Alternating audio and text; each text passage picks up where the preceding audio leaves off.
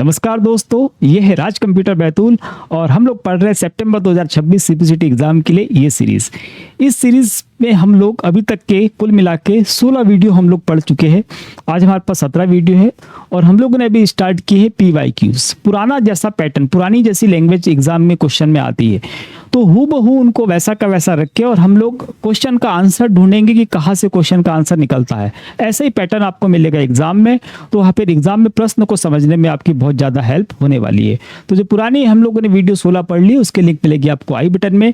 Description में आपको मिलती है हमारी वेबसाइट की लिंक, हमारी एप्लीकेशन की लिंक, जिसपे अभी हम नवंबर के लिए जो कोर्स होने वाला है वो जल्द लॉन्च करने वाले हैं इसी वीक में। इसके अलावा वहाँ पर हमारे सारे सोशल मीडिया प्लेटफॉर्म के लिंक है, आप वहाँ जाकर उसको ज्वाइन कर सकते हैं हमारे पास पे। चलिए आज हम करते हैं वीडियो को स्टार्ट। आज का पहला प्रश्न है MS Excel 365। देखिए, बच्चे बहुत ज़्यादा कंफ्यूज होते हैं 365 देख के, 2019 देख के। तो 2019 की बात करें, 365 की बात करें या 2024 भी अगर आ जाए तो कोई दिक्कत नहीं है, सबके आंसर सेम ही लगने वाले हैं, इतना याद रखिएगा। तो 365 में पिवोट टेबल का कौन सा लेआउट, पिवोट टेबल हमको पता ही है कि सबसे ज़्यादा स्ट्रॉन्ग हमारे पास कोई टेबल होता है तो पिवोट टेबल होता है। सारांश समराइज करना होगा तो हम इसका यूज़ करते हैं। फिलहाल ये प्रश्न हमको बोल रहा है MS Excel 365 में पिवोट टेबल का कौन सा लेआउट, लेआउट मतलब जो हमको दिखेगा, विभिन्न रो एरिया फील्ड के आइटम को एक ही कॉलम में दिखाता है। मतलब रो एरिया में जितने भी हमारे फील्ड है, रो समझती ना हमको, जैसी आड़ी वाली, तो रो एरिया में जितने भी फील्ड्स हमारे पास में हैं, उनमें जो आइटम्स है, उसमें जो एंट्रीज की हुई है, उनको पहचानने के लिए इंडेंटेशन का यूज कर रहा है। ठीक है, और जो आइटम है उनको एक ही कॉलम में दिखा रहा है, मतलब एक कॉलम में दिखा भी रहा है, साथ में उनको पहचानने के लिए इंडेंटेशन का यूज कर रहा है। दो चीजें हैं यहाँ पर। तो हम लोग कौन से ऑप्शन का यहाँ पर यूज करने वाले हैं, ये प्रश्न है। प्रश्न क्लियर हो गया होगा आपको कि यहाँ पर हमको रो एरिया में जितने भी फील्ड्स है, उसमें जितने भी आइटम है, एंट्रीज है, उसको एक ही कॉलम में हमको दिखाना है, एक ही कॉलम में दिखाना है। साथ में उनके बीच जो संबंध है उसको पहचानने के लिए क्या यूज करना है, इंडेंटेशन का यूज करना है। दो प्रश्न है, एक ऑप्शन है। हमारे पास में है compact form, design form, tabular form और आउटलाइन फॉर्म। अगर यहाँ पे आउटलाइन फॉर्म की हम बात करें, इसकी हम बात करें, आउटलाइन फॉर्म जो है, तो ये हमारे को जो प्रश्न बोल रहा है कि एक ही अलग अलग रो फील्ड के आइटम को एक ही कॉलम में दिखाएगा, तो हाँ ये दिखा सकता है। कौन सा वाला, आउटफील्ड फॉर्म, याद रखना ये दिखा सकता है। लेकिन इसकी जो सेकंड कंडीशन हमको बोल रही है कि आइटम को पहचानने के लिए, अलग अलग फील्ड के आइटम को पहचानने के लिए इंडेंटेशन का यूज करेगा, तो ये भैया अलग अलग आइटम को हमको पहचान के नहीं देने वाला है ना। ना हमको इंडेंटेशन का यूज करेगा ना पहचानने वाला। लेकिन पहली कंडीशन क्या है कि रो एरिया के फील्ड में जितना भी आइटम है, डेटा है, उसको दिखा पाएगा कि हाँ दिखा पाएगा। लेकिन हमारी सेकंड कंडीशन को ये फुलफिल नहीं करता, इसलिए ये गलत है। हमारे पास में है टेबुलर फॉर्म। तो टेबुलर फॉर्म जो हमारे पास अगला है, इसके लिए याद रखना हमारे पास पिवट टेबल में ही आता है। तो ये क्या करता है कि जो हमारे पास अलग अलग रो के जो मतलब रो एरिया है ना, ये रो फील्ड में जितने भी आइटम होते हैं, इनको दिखाने के लिए अलग अलग कॉलम यूज करता है। अरे ये भी हमको क्या करेगा कि जो अलग अलग रो में हमारे पास में, रो में कोई डाटा है, आइटम है, उसको अगर डिस्प्ले कराना है, उसको दिखाना है, तो उसके लिए क्या करेगा, अलग अलग कॉलम का यूज करता है। जबकि हमारा प्रश्न क्या बोल रहा है कि एक ही कॉलम का यूज करना चाहिए, इसलिए ये वाला ऑप्शन भी कैसा हो गया, गलत हो गया। फिर आ रही है हमारे पास डिजाइन फॉर्म की। तो डिजाइन फॉर्म जो है हम लोग यूज नहीं करते, इसलिए ये कैसा है, ये गलत होगा। इसके अलावा हमारे पास बचा है कॉम्पैक्ट फॉर्म। तो कॉम्पैक्ट फॉर्म जो है ये हमारे प्रश्न का राइट आंसर है। कॉम्पैक्ट फॉर्म की मदद से ही अलग अलग जो रो फील्ड में जो हमारे आइटम्स होते हैं, डेटा होता है, उसको एक ही कॉलम में हम लोग दिखा सकते हैं। साथ ही उसको पहचानने के लिए इंडेंटेशन का यूज भी किया जाता है। तो हायरार्ची रूप में अगर दिखाना हो हमको, तो हम लोग किसका यूज कर रहे हैं, कॉम्पैक्ट फॉर्म का यूज कर रहे हैं, याद रखना। ठीक है, इसके अलावा एक चीज और याद रखना, जितने भी नए लोग हैं चैनल को सब्सक्राइब याद से करें, वीडियो को लाइक शेयर बिल्कुल करिएगा। अगर हाइप का ऑप्शन आता है तो उसको भी लगाइएगा। ठीक है, सभी नए लोग चैनल को सब्सक्राइब कर लेंगे। क्यों कर लेंगे, जैसे लाइव क्लास स्टार्ट होने वाली है तो वहां पर भाग केवल वही लेंगे, वो जो चैट ग्रुप होगा उसमें आप तभी आंसर दे पाओगे जब 24 आवर्स पहले आपने हमारे चैनल को सब्सक्राइब किया होगा, है ना। इसलिए सब्सक्राइब कर लेना। हम लोग लाइव क्लास स्टार्ट करने वाले हैं बिल्कुल जल्दी से। अगला क्वेश्चन है MS वर्ड 2019 के step by step mail merge wizard में प्रीव्यू योर लेटर ऑप्शन किस चरण में या किस स्टेप में हमको मिलता है? हमारे पास में यहाँ पे दिया है 3rd, 5th, 6th और 4th, इस तरीके से हमारे पास में अलग अलग स्टेप्स यहाँ पर उसने हमको दी है। तो MS वर्ड में step by step mail merge, तो मेल मर्ज में वैसे भी जितनी भी चीजें होती है सारी कैसी होती है? स्टेप बाय स्टेप ही होती है।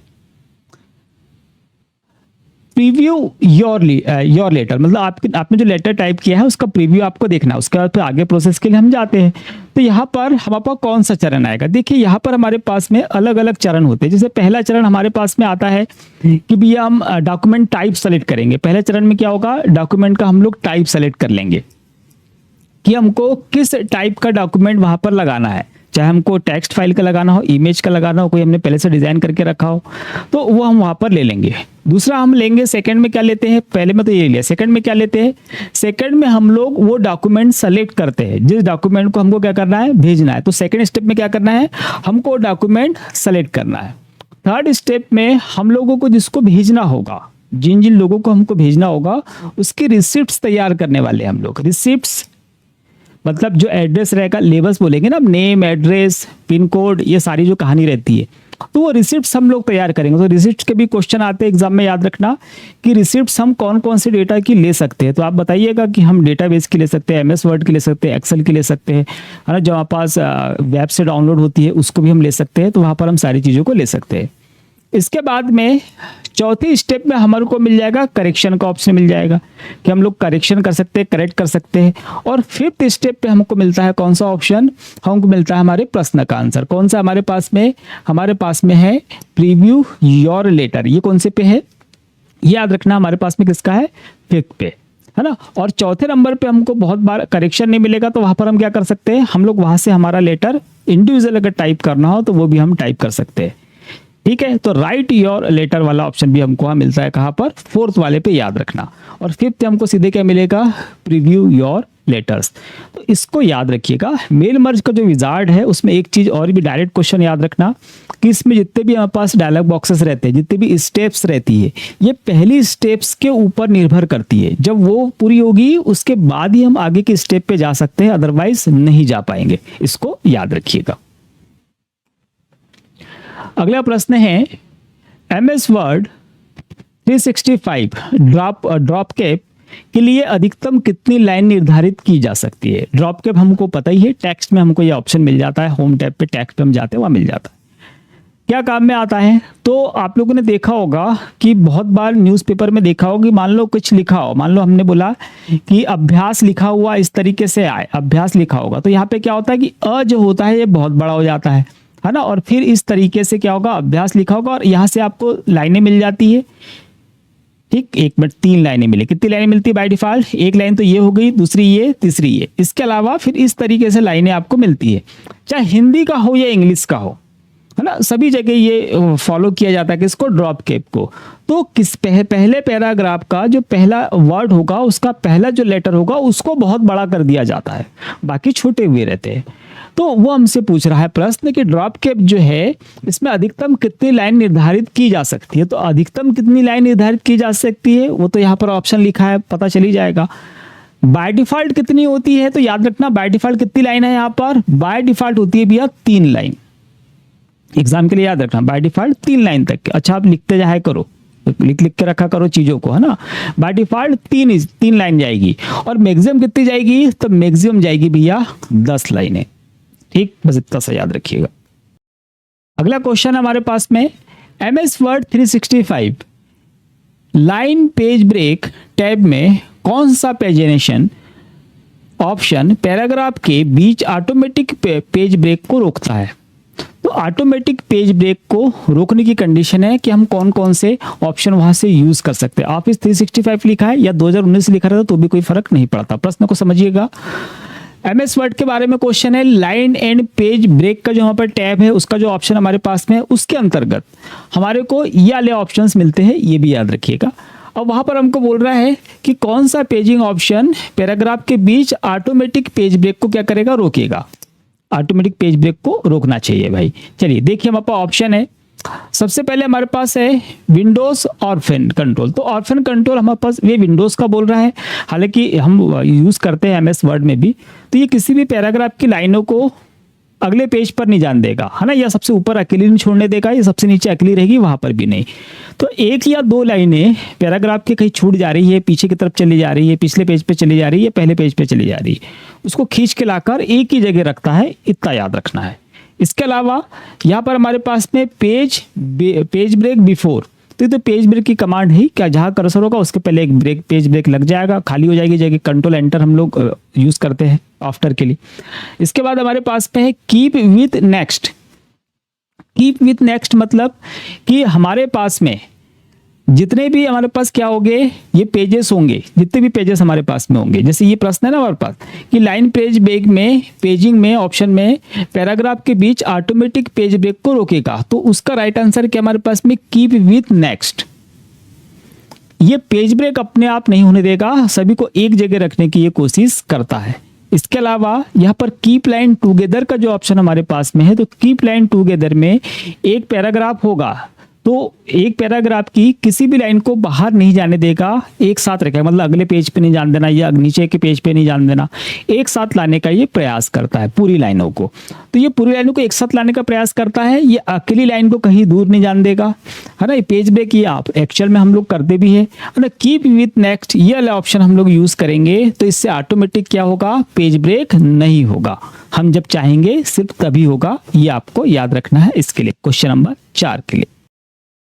चलिए अगला क्वेश्चन है, ऑपरेटिंग सिस्टम में रिसोर्स मैनेजमेंट किसके माध्यम से किया जाता है। ऑपरेटिंग सिस्टम की बात कर रही है, ऑपरेटिंग सिस्टम मैनेजर है हमारे कंप्यूटर का, मैनेजमेंट सारा वही देखता है।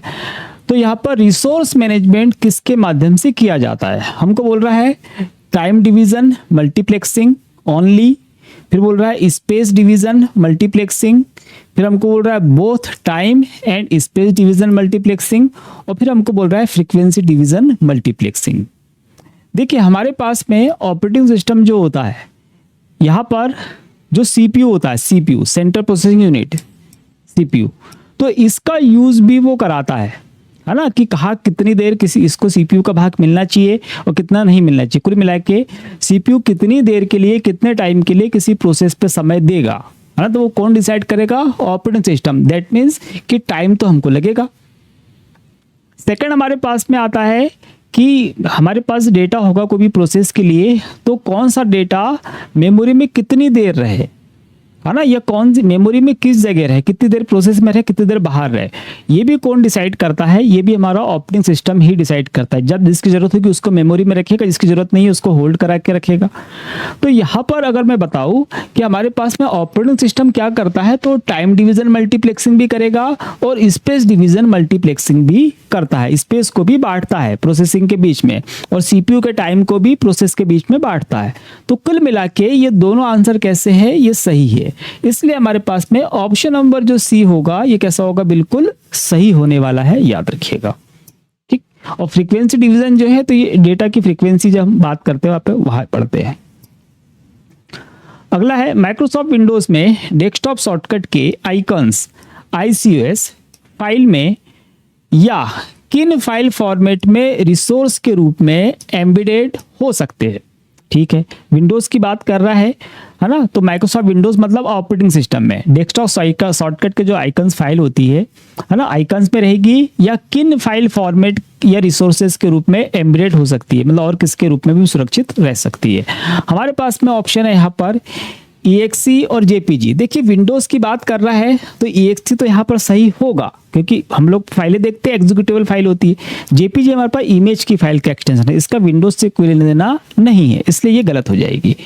अब यहाँ पे EXE और .dll ये दोनों हमारे पास में विंडोज की फाइल है, दोनों की दोनों ऑपरेटिंग सिस्टम की फाइल है, तो इसमें संभव है। फिर DDL है और DOCX हमारे पास में किसकी है, ये हमारे पास MS वर्ड की फाइल की एक्सटेंशन है, तो ये तो नहीं होगा, ये जरूर होगी पर ये नहीं होगा। यहाँ पे JPG DOC ये दोनों की दोनों नहीं होगी। तो हमारे पास सिस्टम फाइल के एक्सटेंशन कौन से है, यहाँ पर हमारे पास EXE मिल गई हमको और .DDL। ठीक है, तो यहाँ पे डेटा लिंक लाइब्रेरी हो गया और ये एग्जीक्यूटेबल फाइल हो गया, इसका फुल फॉर्म भी याद रखना, डेटा लिंक लाइब्रेरी और ये है एग्जीक्यूटेबल फाइल। तो ये दोनों के दोनों के हमारे पास में सही आंसर होंगे, याद रखिएगा इस प्रश्न के लिए। और ये दोनों विंडोज फाइल के एक्सटेंशन है, ऐसा भी याद रखिएगा, एग्जाम में पूछता है। वह प्रक्रिया क्या कहलाती है जिसमें सिस्टम प्रोसेसिंग एग्जीक्यूट करने की तुलना में मेन मेमोरी और डिस्क के बीच पेज स्वैप करने में अधिक समय बिताता है? हाँ जी, देखिए हमारे पास एक ऐसी प्रोसेस या प्रक्रिया पूछ रहा है ना, प्रोसेस या प्रक्रिया है, वो क्या कहलाती है? जो सिस्टम और प्रोसेस एग्जीक्यूट करने की तुलना में मेन मेमोरी और डिस्क के बीच झूलती रहे भैया, स्वैप होती रहे। क्या है? पेज स्वैप किया। तो हमारे पास में जो मेन मेमोरी है और सेकेंडरी मेमोरी है ना, डिस्क, इसके बीच में क्या होगी? बस कभी यहाँ से यहाँ जा रही है, कभी वहाँ से यहाँ जा रही है। तो ऑल ओवर क्या हो रही है कि बहुत ज़्यादा उसने रूट बिजी कर दिया, काम वाम कुछ नहीं कर रही है ना। वो फाइल मेन मेमोरी में जाके वापस यहाँ पे आ रही, यहाँ से जाके वहाँ पर यहाँ पे आ रही। ऐसे कब कंडीशन होती है आपको बताता हूँ। देखिए हम लोग यहाँ पे नॉर्मल जब ऑपरेटिंग करते हैं तब तो जरूरत नहीं पड़ती है, लेकिन जब वर्चुअल मेमोरी का निर्माण हो जाता है, वर्चुअल मेमोरी इसका मतलब कि हमारी रैम फुल हो गई थी, हमको और स्पेस की आवश्यकता थी और ऑपरेटिंग सिस्टम ने वर्चुअल मेमोरी का निर्माण कर दिया, एक आभासी मेमोरी का। उस समय ये प्रॉब्लम क्रिएट होती है ना, क्योंकि वैसे भी डिस्क का भाग कौन सा हमारे पास में इस समय वर्चुअल मेमोरी का जैसे काम कर रहा है और मेन मेमोरी आपकी एक्चुअल में है, तो वहाँ से वर्चुअल मेमोरी से मेन मेमोरी में डेटा आएगा, फिर प्रोसेस के लिए जाएगा। तो ये वहाँ से वहाँ बस ट्रेवल कर रहा है, स्वैप कर रहा है, इधर जा रहा है, फिर इधर आ रहा है, इधर जा रहा है, उधर आ रहा है। उससे क्या हो जाएगा? सिस्टम स्लो हो जाएगा, काम वाम तो कुछ होगा नहीं। तो ये एक तरीके से ब्लॉकिंग वाली स्थिति हमारे पास में आ जाती है। तो ये जो रहेगा कि आपका जो डेटा होगा या डॉक्यूमेंट होंगे, पेज होंगे, क्या होंगे? यहाँ से या यहाँ से या क्या आ रहे जा रहे हैं तेजी से, वो कहलाता है भैया थ्रेशिंग। क्या कहलाता है? थ्रेशिंग कहलाता है। तो इस प्रश्न का राइट आंसर क्या हो जाएगा? थ्रेशिंग हो जाएगा। कैशिंग में हमारे पास में जो जरूरी काम का डेटा होता है उसको कैश मेमोरी में रखा जाता है, रजिस्टर्स में। ब्लॉकिंग, किसी प्रोसेस में हमको किसी पेज को, कंडीशन को ब्लॉक करना, वहाँ पे यूज़ करेंगे रोकने के लिए। सेगमेंटेशन बेसिकली हम लोग यूज़ करते हैं मेमोरी में डेटा जब हम सेव करते हैं, वहाँ पे सेगमेंटेड हम लोग वर्ड यूज़ करते हैं, तो डेटा सेव करने वाली जगह। याद रखना इसका आंसर क्या होगा? थ्रेशिंग।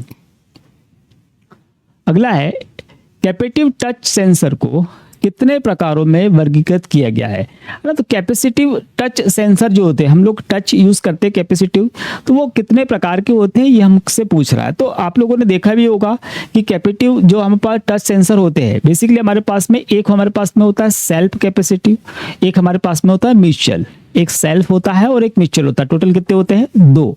तो सेल्फ और म्यूचुअल मिला के कितने हो गए हमारे पास में? ये हो जाते हैं टोटल 2 हो जाते हैं। याद रखना, दोनों के मैंने बता भी दिया कि एक सेल्फ है और एक म्यूचुअल है, तो इसको याद रखिएगा। अगला है AGP, card operated at a clock speed of. हाँ, एक चीज बता दूं, मैं अभी हाईकोर्ट की तैयारी करवाने वाले हैं। हाईकोर्ट में जो एग्जाम में कंप्यूटर के क्वेश्चन आने वाले हैं वो इंग्लिश में आने वाले हैं, हिंदी में नहीं आएंगे। वहाँ पे स्क्रीन पे जो क्वेश्चन दिखेगा आपको वो सिर्फ इंग्लिश में दिखने वाला है, हिंदी में आप ना उसको कन्वर्ट कर सकते हो ना ही हिंदी में आएगा। तो हम लोग हाईकोर्ट के लिए जो प्रिपरेशन कराने वाले हैं कंप्यूटर क्वेश्चंस की, वो मतलब इंग्लिश में ही प्रश्न रख के और सारे ऑप्शन इंग्लिश में ही रख के और इसमें से फिर पढ़ के बताएंगे कि एक्चुअल में हम अगर हिंदी मीडियम के स्टूडेंट है तो वहाँ पर हमको क्वेश्चन हमको ढूंढने में दिक्कत जाने वाली है, तो उसको कैसे हम फाइंड आउट करेंगे और राइट आंसर पे हम लोग पहुंचेंगे, ताकि इजी वाला प्रश्न भी हमको हार्ड बन के नहीं आए सिर्फ भाषा के कारण कि वो इंग्लिश में था इस वजह से। तो वो हम उसकी प्रैक्टिस कराने वाले हैं, तो अच्छी तैयारी कराएंगे। चलिए, फिलहाल हमारे पास में है एजीपी और उसकी क्लासेस चालू होगी कहाँ पर? याली क्लास खत्म होने के बाद। तो जैसे हमारी इसकी क्लास हो जाती है, हम डेडिकेटेडली एग्जाम तक के फिर उसकी तैयारी कराएंगे, फिर हम टाइम सेट भी हो जाएगा। तो एजीपी हम लोग यूज कर रहे हैं, एजीपी कार्ड लगा दिया हमने।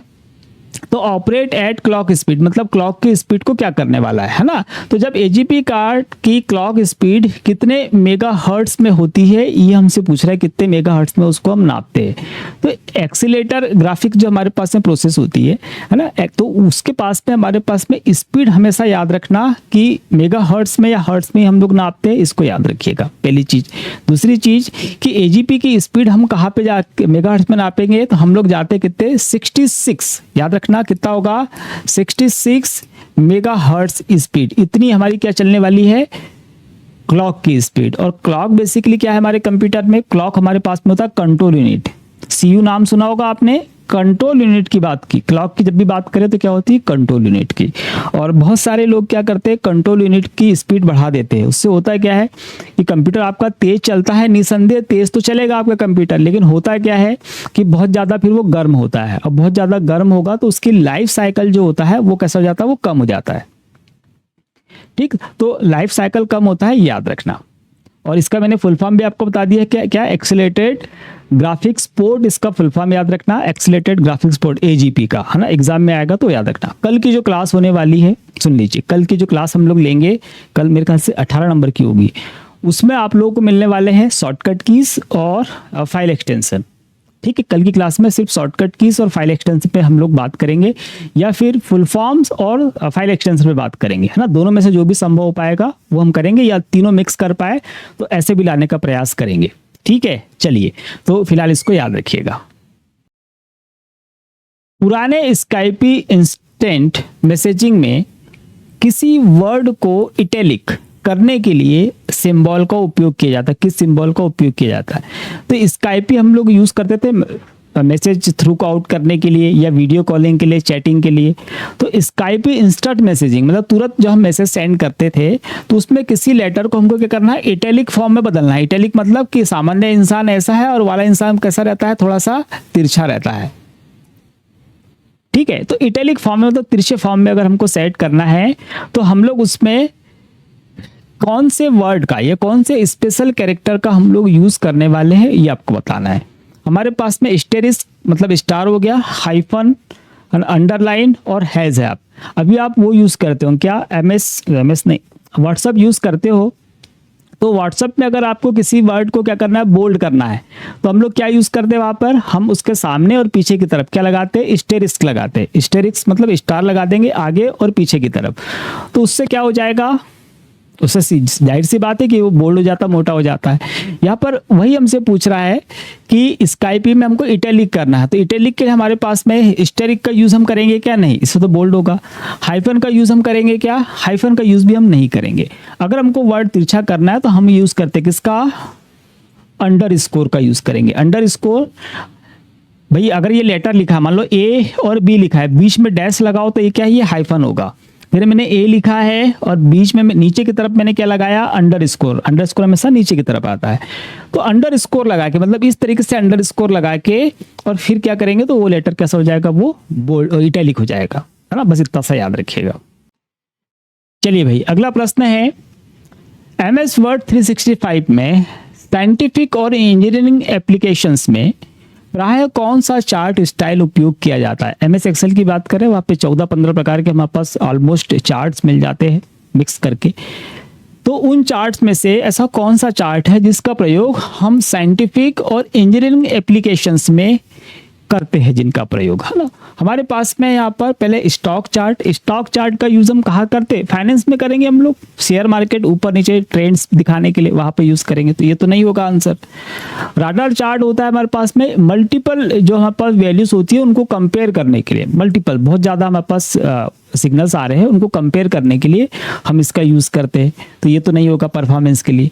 पाई चार्ट आता है, पाई चार्ट किसी एक डेटा श्रेणी के मान को डिस्ट्रीब्यूट किया जाता है परसेंटेज के आधार पे, ठीक है, तो ये भी आंसर नहीं होगा।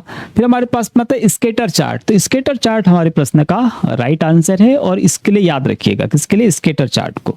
इसे हम लोग XY चार्ट भी कहते हैं। एग्जाम का क्वेश्चन है कि ऐसा कौन सा चार्ट है जिसे XY चार्ट कहते हैं, तो बता दीजिए, यही है स्केटर चार्ट।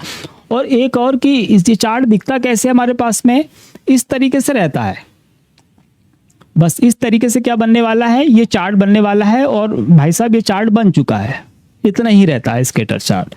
तो इसका क्या यूज करते हैं, तो साइंस और इसमें तो हम कर ही रहे हैं। एक एग्जांपल याद रखिएगा कि स्केटर चार्ट का यूज किया जाता है कहाँ पर, मौसम की जानकारी के लिए, है ना। मौसम की जानकारी अगर बताना है तो कौन से चार्ट का यूज करेंगे, हम लोग स्केटर चार्ट का यूज करते हैं, बस इतना याद रखना है।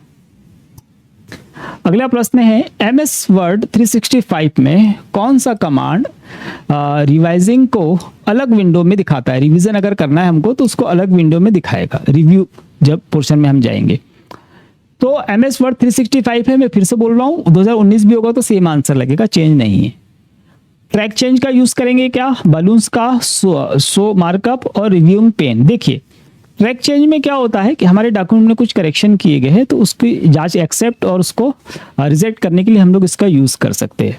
इसके अलावा हमारे पास बलून्स है, तो हमारे डॉक्यूमेंट में जो करेक्शन हुए हैं उनको किस तरह से शो हमको कराना है, जो करेक्शन हुए हैं मार्कअप लगा हुआ है उसको शो कराने के लिए हम इसका यूज कर सकते हैं। शो मार्कअप में हम कंडीशन दे सकते हैं कि भैया एडिट वाला दिखाना है क्या, डिलीट वाला दिखाना है क्या, नया जोड़ा वाला दिखाना है क्या, है ना, या डिलीट वाला दिखाना है। इस तरीके से जो आपको मार्कअप कराना है कि ये दिखा दे कि हमारे डॉक्यूमेंट में क्या क्या करेक्शन हुआ है, वो आप मार्क करा सकते हो।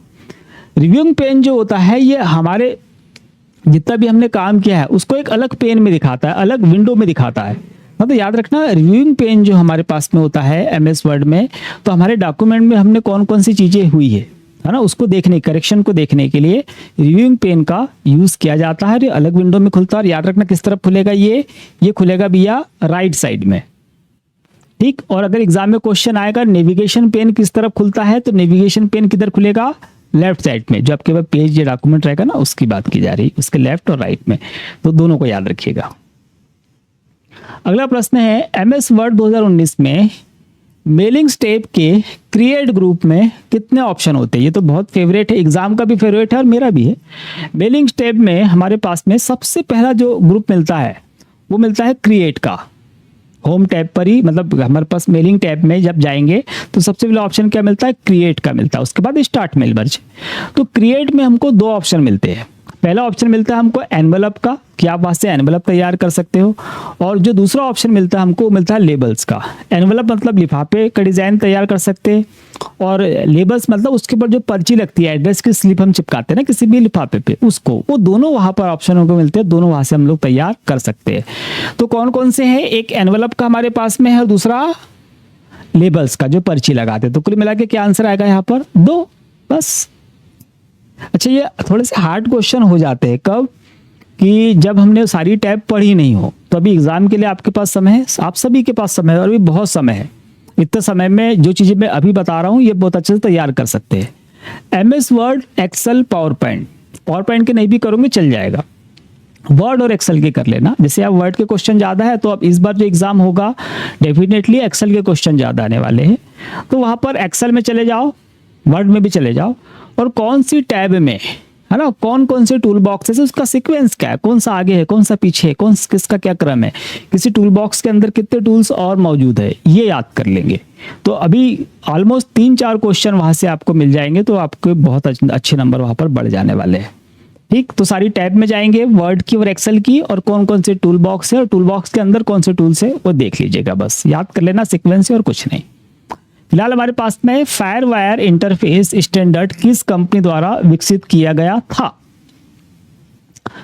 फायरवायर का यूज हम क्यों करते हैं? फायरवायर का यूज करते हैं हार्ड डिस्क से जोड़ना है हमको, मदरबोर्ड से, मतलब हार्ड डिस्क जोड़नी है कंप्यूटर में, या फिर हमको डीवीडी राइटर जोड़ना है, या फिर हमको कोई कैमरा होगा, डीएसएलआर कैमरा हो या अच्छा कैमरा आपके पास में जो हाई रेजोल्यूशन के वीडियो फोटोज तैयार करता है, उसको आपको कंप्यूटर में ट्रांसफर करना है। तो वो जो वहाँ जो हम केबल यूज करने वाले हैं, इन सभी को जोड़ने के लिए हम जो केबल यूज करने वाले हैं उसे हम बोलते हैं फायरवायर, जो हाई क्वालिटी का जो डेटा ट्रांसफर कर पाए उसके लिए। अब प्रश्न उठता है कि उसको किस कंपनी ने डेवलप किया ये। अच्छा, एक चीज और, जो फायरवायर हमारे पास में है इसको जाना जाता है किस नाम से, IEEE 1394, IEEE 1394 के नाम से उसको जाना जाता है, ये भी याद रखिएगा। IEEE का भी फुल फॉर्म पूछता है, क्या है हमारे पास में, institute for electric and electronic engineering, institute for electric and electronic engineering इसका फुल फॉर्म है, ये भी याद रखना, और बहुत जगह पूछा भी जाता है। तो इसको किस कंपनी ने डेवलप किया है, तो याद रखिएगा कि जो हमारे पास फायरवायर है इसको जिसने डेवलप किया था, विकसित किया था, और इस नाम से फिर हमको मिलता भी है, वो कंपनी हमारे पास में है एप्पल कॉरपोरेशन, ठीक है। तो एप्पल कॉरपोरेशन याद रखना, इसी के द्वारा इसको डेवलप किया गया था, ठीक है। चलिए अगला क्वेश्चन है, ड्यूल लेयर ब्लू-रे डिस्क, मतलब डबल लेयर जो ब्लू-रे डिस्क होती है उसमें कितना डेटा स्टोर किया जाता है? ये तो सिंपल है, अब तो आप सभी को याद होगा, शायद मैंने ये क्वेश्चन पहले नहीं भी कराया होगा, तो मैं समझाते समय बता देता हूँ, है ना, कि हमारे पास सिंगल लेयर, जैसे इस तरीके से क्या बनी, हमारे पास सिंगल लेयर बनी। अब इसी सिंगल लेयर में जहाँ जगह हमारे पास बची हुई है उसी के बीच में क्या करते हैं, हम एक और लेयर बना देते हैं। यहाँ से हमने एक और बना दी तो डबल लेयर हो गई, और जगह बची है वहाँ पे एक और लेयर हम बना देंगे, 3 लेयर हो जाएगी। हमारे से प्रश्न है कि डबल लेयर में कितना डेटा आता है ना, ड्यूल लेयर में कितना डेटा आता है। तो हमारे पास डबल लेयर में कितना डाटा आता है, वो आता है 50 GB। अगर सिंगल लेयर का पूछता तो कितना आता उसमें आता 25 GB। डबल लेयर में कितना है 50 GB है। बस याद रखना कॉमन क्वेश्चन है और ये ऐसे ही आता है, इजी रहता है, कोई दिक्कत नहीं आती।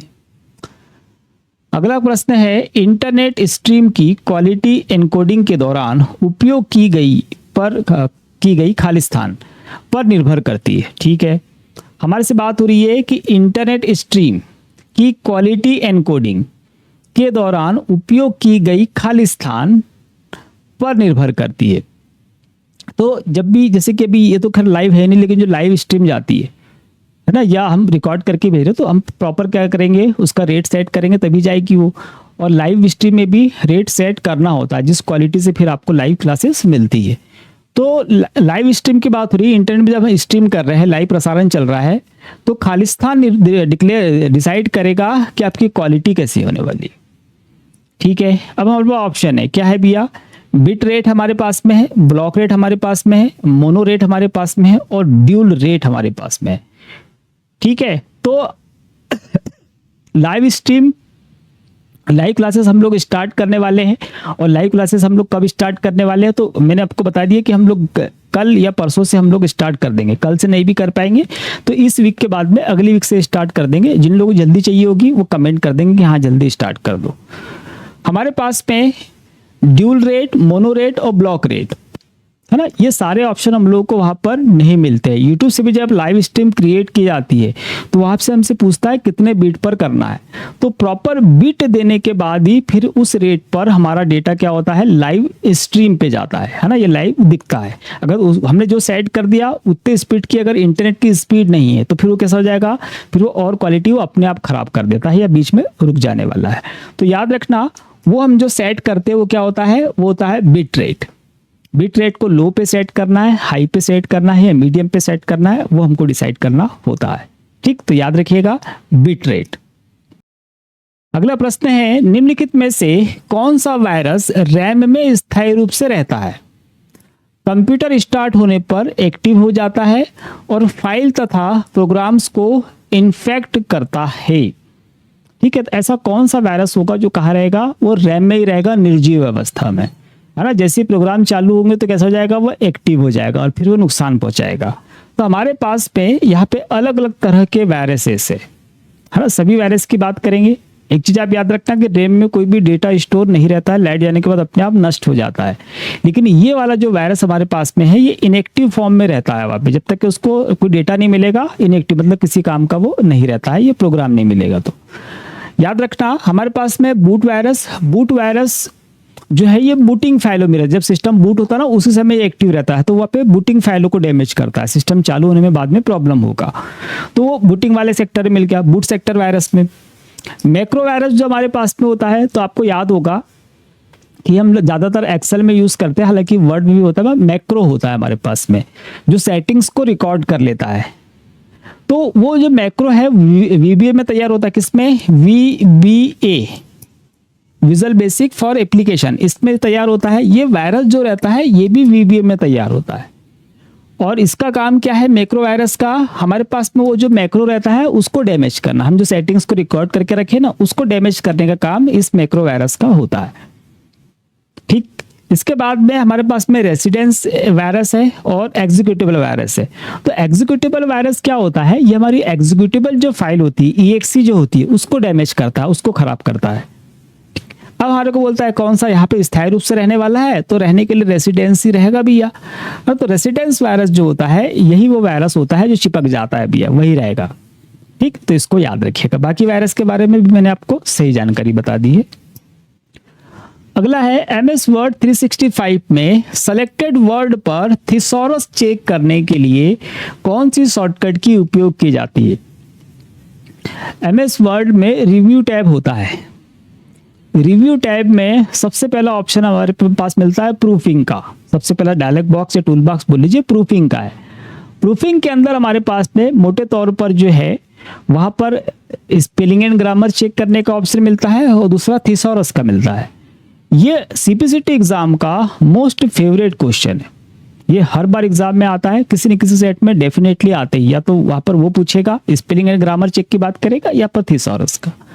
हमसे फिलहाल पूछ रहा है थिसॉरस की शॉर्टकट की। थिसॉरस क्या होता है, किसी एक शब्द के मल्टीपल शब्द निकालने के सिनोनिम्स और एंटोनिम्स अगर हमको पता करने हैं तो वर्ड वहाँ पे ओपन करिए। इसको ओपन करने के लिए शिफ्ट प्लस F7 हम प्रेस करेंगे। ओपन कर लिया, वहाँ पे उन्होंने अपने टाइप कर दिया जो भी शब्द चाहिए, उसके बहुत सारे नाम आपको दिख जाएंगे अलग अलग अर्थ में, सिनोनिम्स में मिलेंगे और एंटोनिम्स में मिलेंगे, समानार्थी और विपरीत शब्द दोनों के दोनों मिलेंगे। तो शिफ्ट प्लस F7 को याद रखिएगा और सिर्फ अकेला F7 प्रेस करेंगे तो क्या होगा, स्पेलिंग एंड ग्रामर चेक होगा। अगला क्वेश्चन है, वह ई कॉमर्स डोमेन जिसमें बिजनेस एक्टिविटी कंज्यूमर द्वारा शुरू की जाती है और बिजनेस को टारगेट करती है क्या कहलाती है। मतलब हमसे एक ऐसे बिजनेस प्लेटफॉर्म की बात की जा रही है जो कंज्यूमर मतलब हम जैसे लोग, हम लोग उसको शुरू करते हैं और टारगेट किसको करते हैं, बिजनेस जो व्यापारी रहता है उसको। तो हमने कुछ तैयार किया और हमने व्यापारी को बेच दिया, वो कौन सा बिजनेस मॉडल होता है। तो हम तो एक्चुअली कंज्यूमर है ना, कि हम तो लेने वाली चीज़ है ना, कि हम दुकान से जाके हम लेंगे, सामान हम लेते हैं, लेकिन हमने कोई चीज़ तैयार करी है और हम लोग बेचने वाले हैं किसको, व्यापारी को। तो ये कौन सा बिजनेस होगा। तो यहाँ पर ये क्या है हमारे पास में, बिजनेस, ये क्या है हमारे पास में, कंज्यूमर। लेकिन ये शुरू किसके द्वारा किया जा रहा है, कंज्यूमर के द्वारा शुरू किया जा रहा है। तो ये C2 क्या हो जाएगा, B, कंज्यूमर के द्वारा टारगेट किसको किया जा रहा है, व्यापारी को। तो C2B जो होगा ये इसका राइट आंसर होगा। C2C consumer to consumer, B2B business to business मतलब एक व्यापारी दूसरे व्यापारी से, और B2C ये तो नॉर्मल है, एक व्यापारी कंज्यूमर के साथ करते ही करता है। अगला है, भीम में पेमेंट एड्रेस का उपयोग किसके लिए किया जाता है। भीम का मालूम है आपको, भारत इंटरफेस फॉर मनी है ना, इसको याद रखिएगा। भीम ऐप की बात की जा रही है। इसमें हमारे पास में पेमेंट एड्रेस का उपयोग किस लिए किया जाता है, ये प्रश्न है। हमारे पास बोल रहा है व्यक्ति के बैंक अकाउंट की विशिष्ट पहचान करने के लिए, पिन आईडी पहचानने के लिए, पासवर्ड पहचानने के लिए, या फिर रिस्ट्रिक्टिंग डिपोर्टमेंट अकाउंट पहचानने के लिए। तो यहाँ पर जो मेन काम हमारे पास में होने वाला है भीम ऐप द्वारा है ना, वो व्यक्ति के बैंक अकाउंट की विशिष्ट पहचान के लिए किया जाता है। तो भीम ऐप में पेमेंट एड्रेस बेसिकली होता क्या है, वो आपके अकाउंट की डिटेल को पहचानता है। आपके अकाउंट की विशिष्ट पहचान जो है यहाँ पर निकल के आती है, बस इतना सा याद रखना है, ठीक। तो इसका जो आंसर होने वाला क्या है, ऑप्शन नंबर ए जो है ये बिल्कुल राइट आंसर है। MS पावर पॉइंट 2019 में इंसर्ट टैब खोलने के लिए कौन सी शॉर्टकट की। देखिए ये वाला जो प्रश्न है इंसर्ट टैब ओपन करने के 2019 बोल रहा है, यह आंसर 2007 में भी ऐसा ही है, 10 में भी ऐसा ही है, 16 में भी ऐसा ही है, 21, 19, 2024 ऑफिस 365 सभी जगह सेम है ना। तो बहुत सारे क्वेश्चन ऐसे हैं जिसमें कंफ्यूज होने की जरूरत नहीं है। आपने जो पढ़ा हुआ है वही आप आंसर लगाइए, वहाँ पे वर्जन देख के कंफ्यूज मत होना एग्जाम में, मैं बता रहा हूँ आपको। तो 2019 में इंसर्ट टैब के लिए हम लोग प्रेस करते हैं आल्ट के साथ में N, ठीक है। इंसर्ट टैब ओपन गई, जितनी भी टैब हमको ओपन करनी है, जितनी भी टैब ओपन करनी है, अगर डायरेक्ट क्वेश्चन आता है तो हम लोग को कहाँ किससे शुरू करना है, आल्ट के साथ में फिर वर्ड यूज करने हैं और उसके आधार पर ही हम लोग क्या तैयार करेंगे, उसके आधार पर ही हम लोग शॉर्टकट के तैयार करते हुए चल जाएंगे। तो जाके प्रैक्टिस करिएगा, आल्ट प्रेस करिएगा, अलग अलग कीवर्ड वहां पर हमको दिखने वाले हैं। TIFF का पूर्ण रूप फुल फॉर्म है। TIFF हमारे पास में जैसे बोल रहा है टाइनेट image file format, tagging image file format, tar image file format और threshold image file. Threshold image ये तो होगा ही नहीं, पॉसिबल ही नहीं है हमारे पास में। इसका जो राइट आंसर है वो याद रखें क्या होगा, टैगेड इमेज फाइल फॉर्मेट। क्या होगा, टैगेड इमेज फाइल फॉर्मेट जो है इसका राइट आंसर है, इसको याद रखिएगा है ना। और फुल फॉर्म्स वैसे भी हम लोग को तैयार करने ही है तो हम लोग थोड़े से और अच्छे कर ही लेंगे। अगला है GIF। GIF का इसका भी क्या है फुल फॉर्म है, तो ये तो बहुत सारे लोगों को याद होगा, फिर भी देख लीजिए। इसका फुल फॉर्म होता है ग्राफिक्स इंटरचेंज फॉर्मेट। क्या होगा, ग्राफिक्स इंटरचेंज फॉर्मेट, ये इसका फुल फॉर्म है, बस याद रखिए ग्राफिक्स इंटरचेंज फॉर्मेट होता है ना। यहाँ पे फॉर्म है फॉर्मेटेशन नहीं, क्या होगा सीधे सीधे फॉर्मेट, बस इतना याद रखना GIF को। अगला क्वेश्चन है which reference to type of network what does CAN stand. CAN का फुल फॉर्म बताना है भैया, ठीक है। हमारे पास अलग अलग टाइप के नेटवर्क होते हैं कि हमारे पास में लैन होता है, मैन होता है, वैन होता है, पैन होता है, वैसे ही कैन होता है ना। तो कैन का फुल फॉर्म आपको बताना है। हमारे पास में है campus area network, cable area network, communication area network और कॉमन एरिया नेटवर्क। तो इसका जो राइट आंसर है वो क्या है, कैंपस एरिया नेटवर्क। एक पूरा कैंपस होगा, चाहे कॉलेज का हो या किसी बिल्डिंग का या किसी ऑफिस का, उसके अंदर अंदर ही अंदर चलने वाला जो नेटवर्क है वो कहलाता है कैंपस एरिया नेटवर्क। बस इतना से याद रखना, फुल फॉर्म अच्छा भी है। अगला है, पाइथन में मशीन लर्निंग के लिए निम्नलिखित में से कौन सी उपयोगी और रोबस्ट लाइब्रेरी है, मतलब कौन सी सबसे अच्छी लाइब्रेरी है जो पाइथन में हम लोग यूज करते हैं। पाइथन अगर सीखना रहता है हमको तो हमारे पास लाइब्रेरी चाहिए, डिटेल्स में क्या क्या कहाँ से क्या हम कर पाए। तो सारी चीजें हमारे पास में कहाँ पर होती है सबसे अच्छी, कहाँ पर, मशीन लर्निंग, जब हमको मशीन लर्निंग करनी हो। हमारे पास में स्किटिलर्न, माइक्रोमीडिया फ्लैश, एथरोवेव और ओपन एसएसएल। ओपन एसएसएल तो हमारे पास क्रिप्टोग्राफी में यूज करते हैं। इसके अलावा एथरोवेव हमारे पास में, ये हमारे पास में मशीन लर्निंग का एक टूल है सिर्फ, है ना। माइक्रोमीडिया फ्लैश जो हमारे पास में, ये पुराना जो एनिमेशन वगैरह मल्टीमीडिया हम तैयार करते हैं उसमें काम में आता है।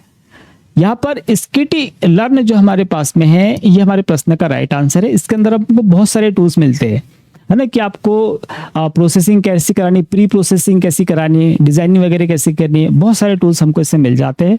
तो अगर आप पाइथन सीखना चाहते हो तो वहां पर आपकी ये मिलेगी, जो चलाते होंगे उनको पता भी होगा। अगला क्वेश्चन है, यदि वेबसाइट का सर्टिफिकेट एक्सपायर हो गया हो तो ब्राउजर उस वेबसाइट का एक्सेस खालिस्तान कर सकता है या यूजर को वार्निंग दे सकता है। सीधी सी बात है, यदि किसी वेबसाइट का सर्टिफिकेट कैसा हो जाए, एक्सपायर हो जाए, ठीक है, तो ब्राउजर क्या करेगा, उस वेबसाइट का एक्सेस क्या कर देगा, बंद कर देगा।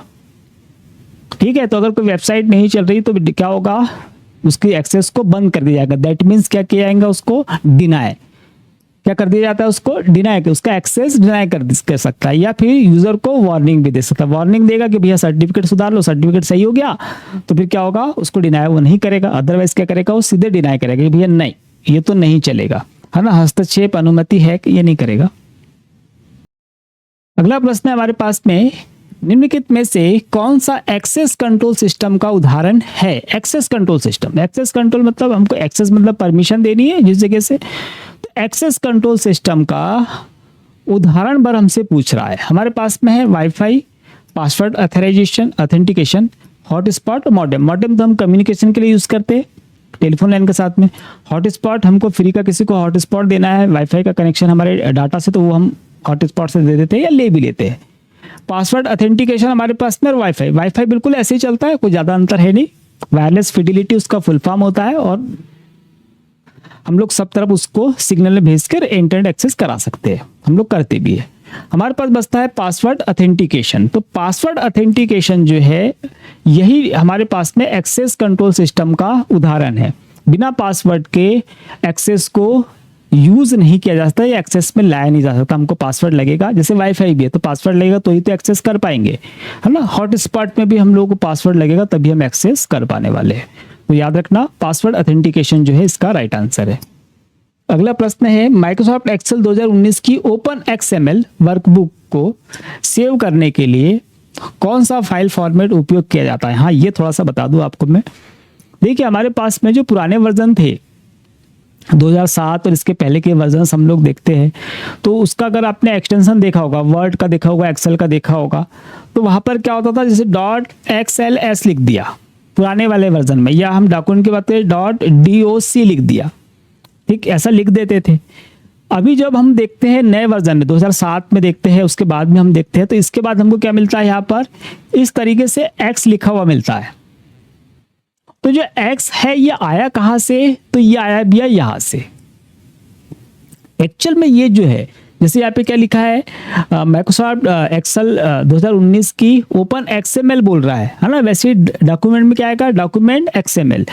एक्स का जो फुल फॉर्म होता है वो क्या होता है, एक्सएमएल होता है, ये याद रखिएगा, ठीक है। और एक्सएमएल इसका फुल फॉर्म हम बात करें तो क्या होगा, extensible markup language. Extensible markup language है इसका फुल फॉर्म, ये भी याद रखना, एग्जाम में आएगा तो बता देना, ठीक है। और ये एक्स का फुल फॉर्म क्या होगा, जो आता है हमारे पास में एक्सएमएल, और इसका फुल फॉर्म क्या होता है, एक्सएमएल का एक्सटेंसिबल मार्कअप लैंग्वेज। बस इतना से याद रखना, अब कुछ बचे ही नहीं।